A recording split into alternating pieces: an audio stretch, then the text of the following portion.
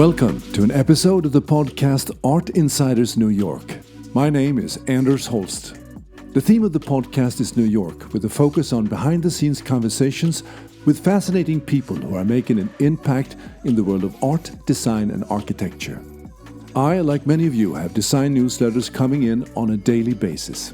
Among all of them, there's always one that stands out, and that is DEZEEN. Launched in 2006 by Marcus Fairs, DEZEEN, a combination of design and magazine, has 2.5 million monthly users and is widely regarded as the most influential and popular design website in the world. This year, DEZEEN announced their first ever awards program, celebrating the world's best architecture, interiors, and design. Marcus himself has won numerous awards over the years, and he's the first digital journalist to be awarded an honorary fellowship of the Royal Institute of British Architects. So how do you build a website like DEZEEN? How do you stay on the cutting edge? Why is it important to compete in design? Many questions, and here's some answers from a phone interview with Marcus, who lives and works in London, even though DEZEEN has an office in Manhattan. Hello? Is this Marcus? Yes, it is. Hi. Yes, hi, it's Anders here. Can you hear me? Yeah. Yeah. Perfect. Well, welcome to the show, and thank you so much for doing this. No problem. So, how is London?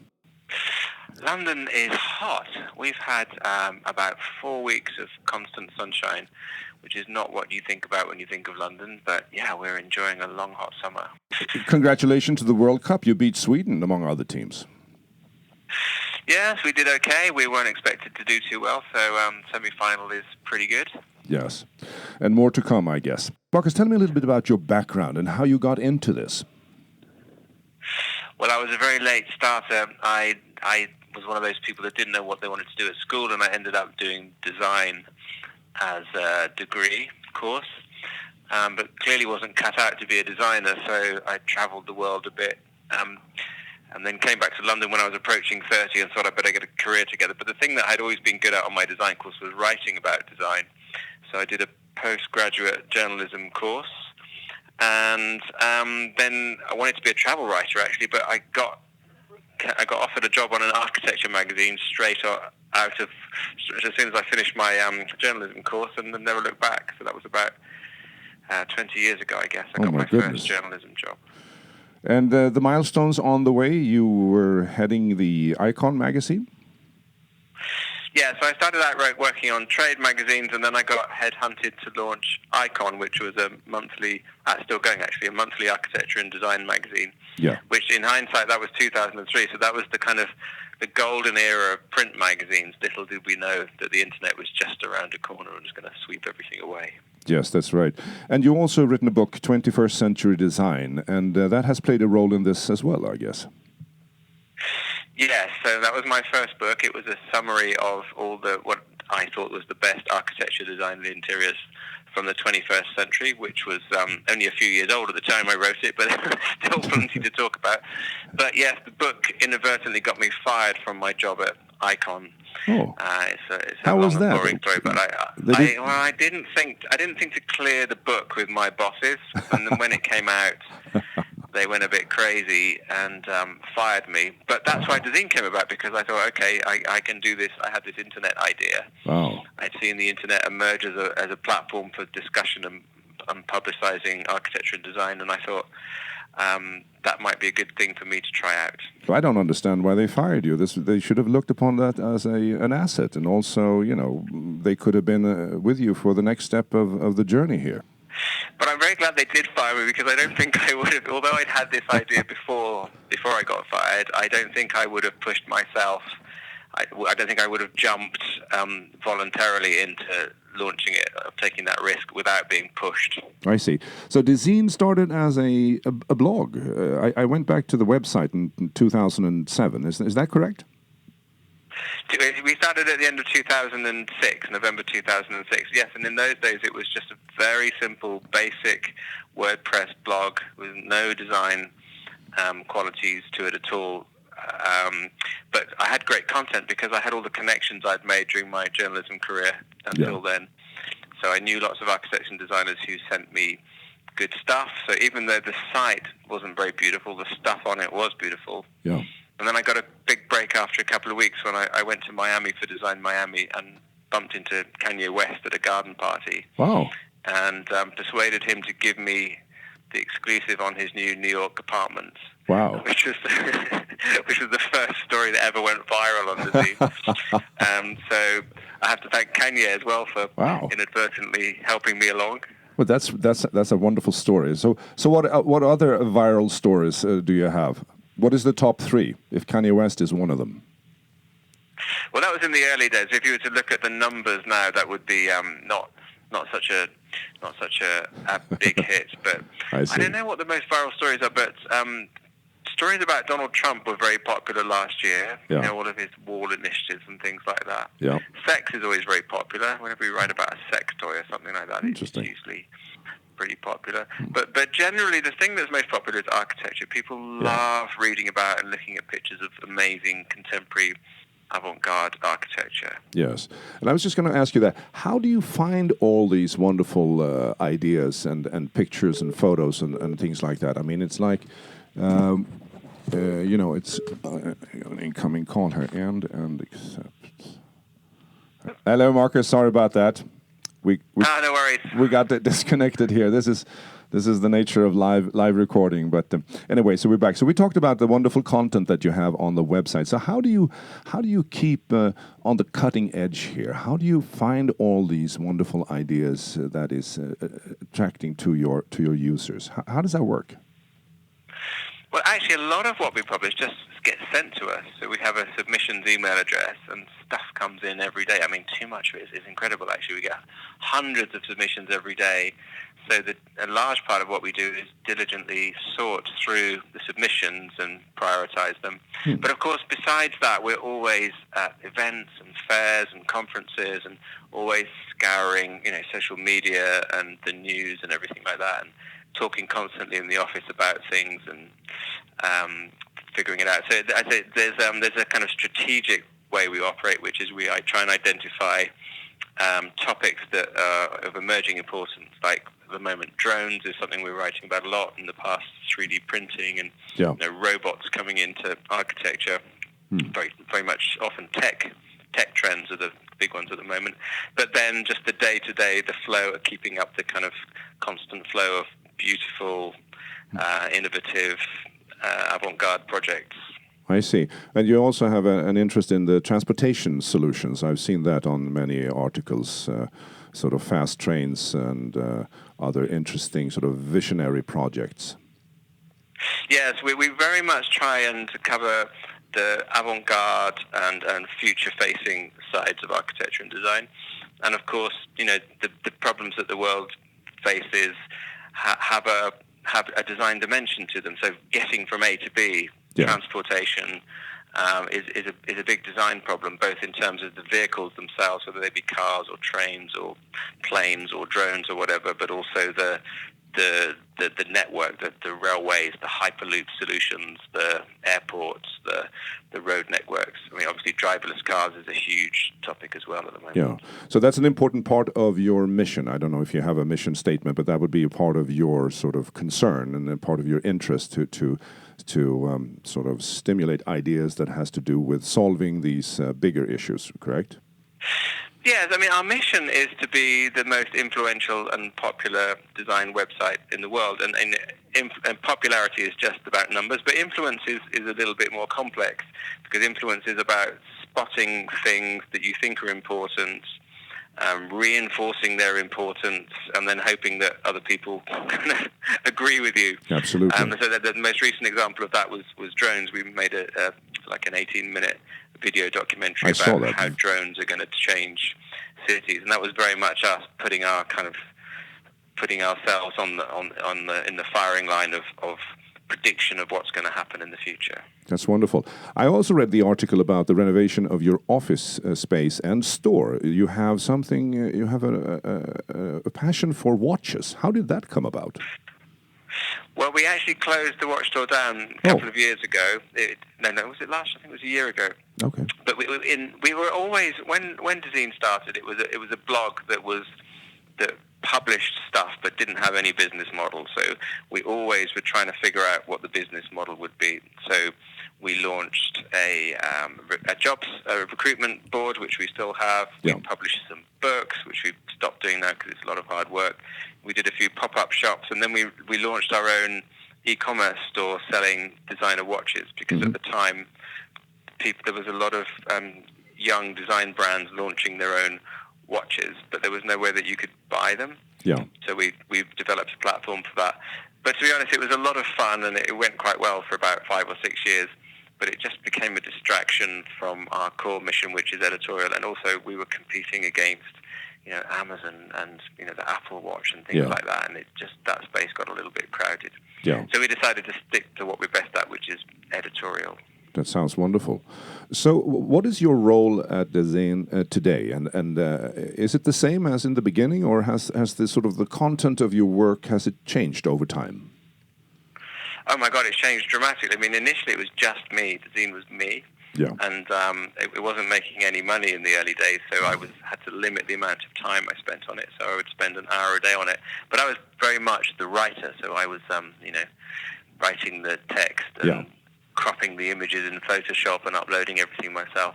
But now we employ over 30 people. We've got about 30 here in London, and then a small team in New York, editorial team in New York. So my role now is I would say is a cross between CEO and creative director. So coming up with new ideas, new concepts, keeping an eye on the quality of what we do, but also just running the business, really. Yeah.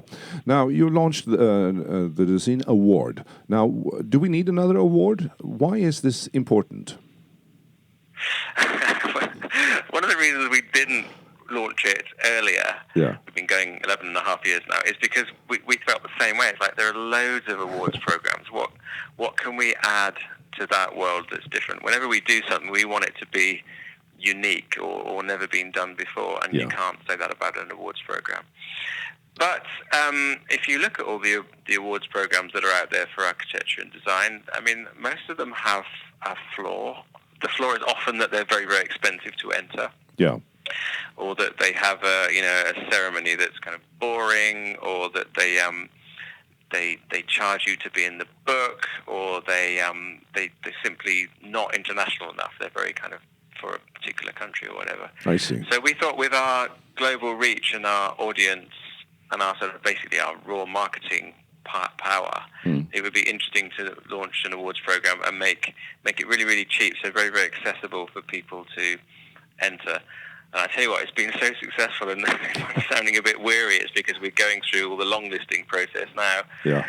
And oh my God, the quality is astonishing. I mean, I was looking at some of the architecture categories, and we've got 300 plus entries per category, which are all amazing. So having to go through all of them and make sure everyone gets a fair chance and a fair amount of time with the judges' attention. So do you have a jury for all those 30 categories, or do you have one sort of board that will review all of them? Okay, so in the long listing stage, which we're in now, that's the editorial team at DEZEEN. So me and the editors are going through and basically selecting ones that will be put forward to the judges. And we have 75 judges who are mostly practicing architects and designers. I mean, super high-profile people like David Adjaye and Patrizia Moroso and Amanda Levitt, and international people of very, very high caliber. And they will each be assigned 2 categories each, and there'll be, I think there's 5 judges per category. So that's how we're divvying that up. And then they will all judge independently of each other, so they won't know who the other people are giving top marks to. And that will all come back to us. And then we haven't chosen our master jury yet, but from those 75 we'll choose a bunch of people who will then oversee the third phase of the judging, which will be to ratify the decisions that have been made so far, make sure that the shortlists are coherent and correct, and then choose the overall winners, what we're calling the ultimate award. So that will be the architecture project of the year, the design project of the year, and the interiors project of the year, and the best architect of the year, and the best designer, and so on. So and what is the deadline? When are we going to? When is this all going to be revealed? So the award ceremony is in London on 27th of November. Oh. So still a few months away, but we'll be announcing the shortlist, I think, in about a month's time, mid-August, something like that. So hopefully that's when all of the people on the shortlist will start thinking about coming to London and being there for the big party. That's wonderful. Very exciting. Any events? But we had over 3,500 entries. It's really astonishing. I mean, really astonishing. Wow. For the first year. So any events in New York for our listeners to attend while this is going on?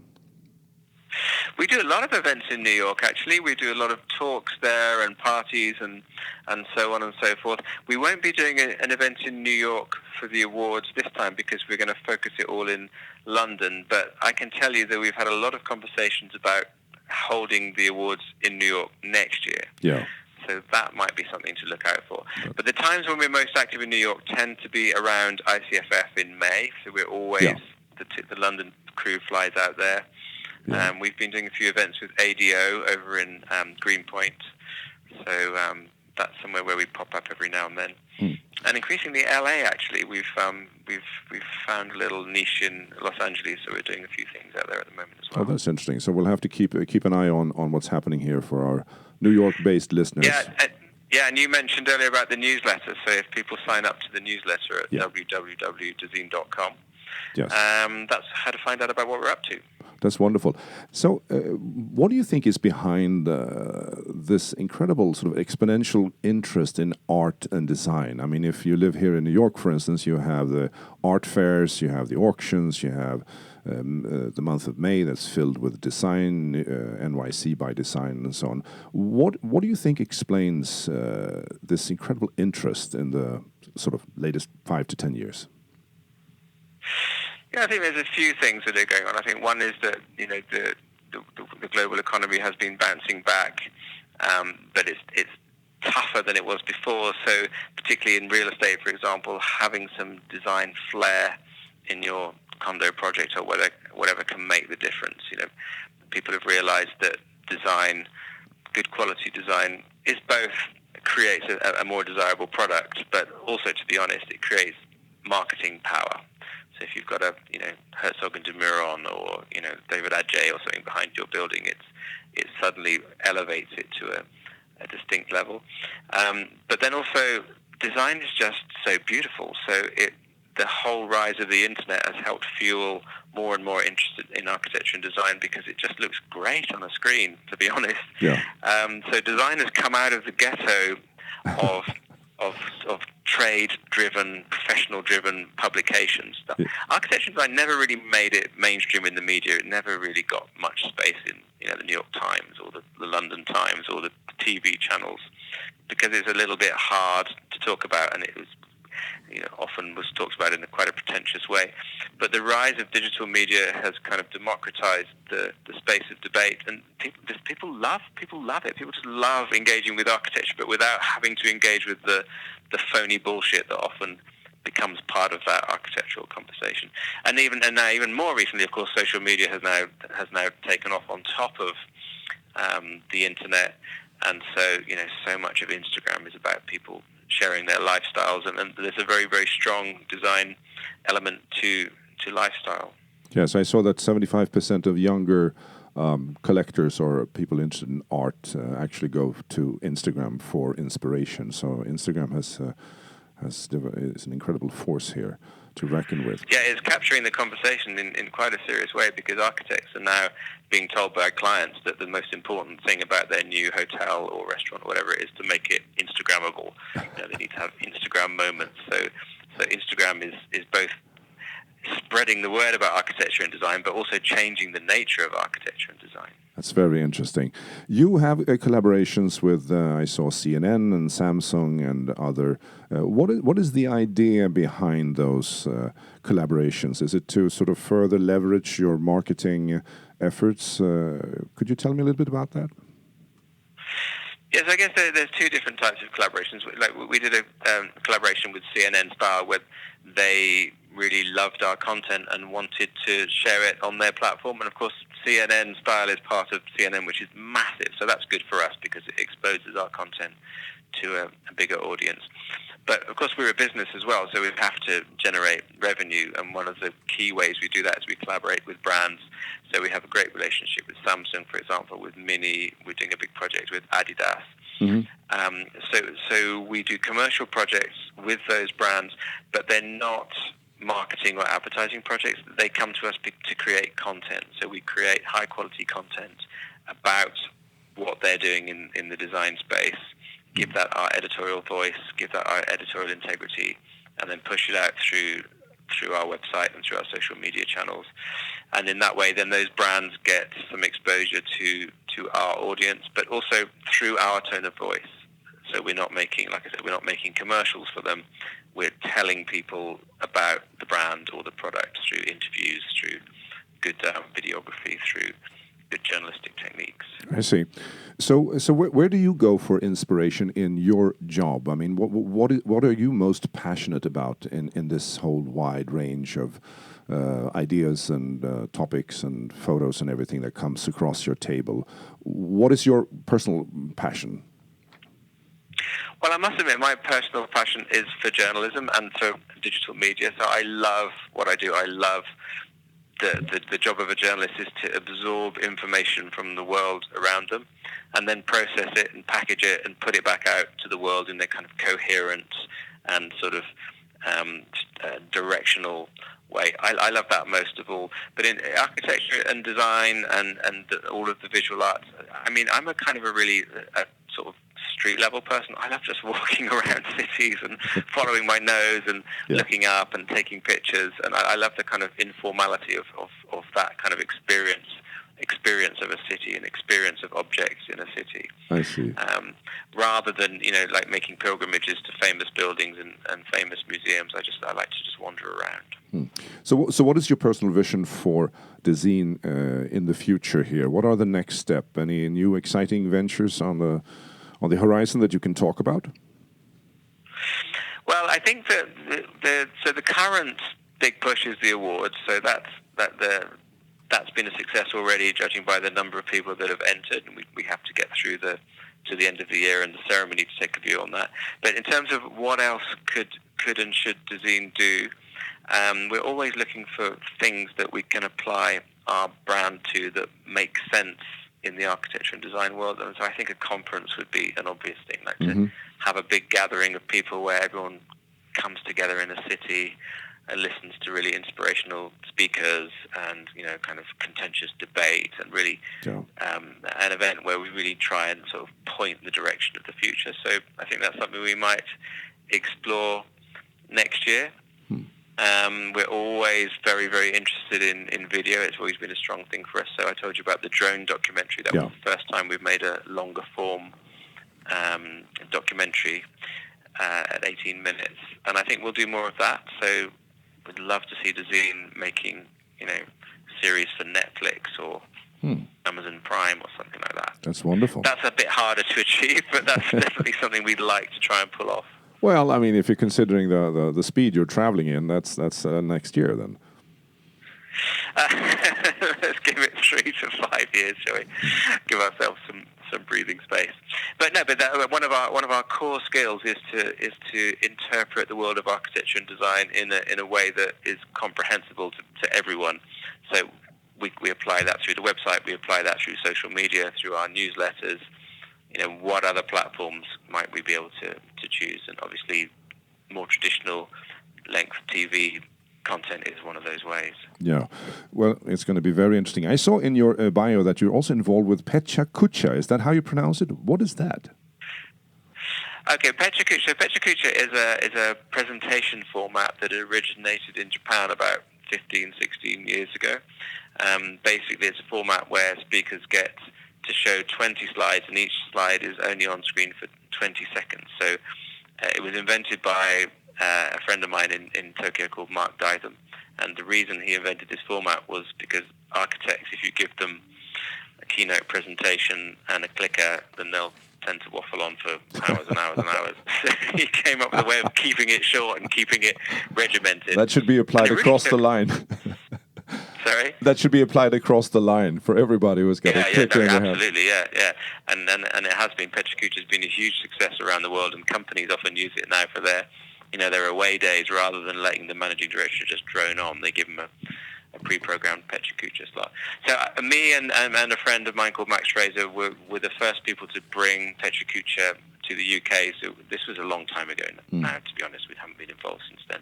But yeah, that's one of the things that I did before DEZEEN started, and around the same time that DEZEEN started, was to run these kind of events where architects and designers and artists would present their work and their ideas to audiences in this kind of super regimented Petricucci format. And Petricucci, by the way, is a Japanese phrase for chit-chat. Chit-chat. That's very interesting. Well, Marcus, thank you so much for taking the time. Really, it was very, very nice of you. And I'm very inspired by your website. I think it's wonderful, and everything you do is fantastic. And I wish you the best of luck. And thank you so much as well for the interest. Thank you, Marcus. Bye-bye. Bye-bye. This is Art Insiders New York, and my name is Anders Holst. Thank you for listening, and be sure to visit artinsidersnewyork.com to join the conversation. If you enjoyed this episode of the Art Insiders New York, head over to iTunes to subscribe, rate, and leave a review. It's very much appreciated. Thank you.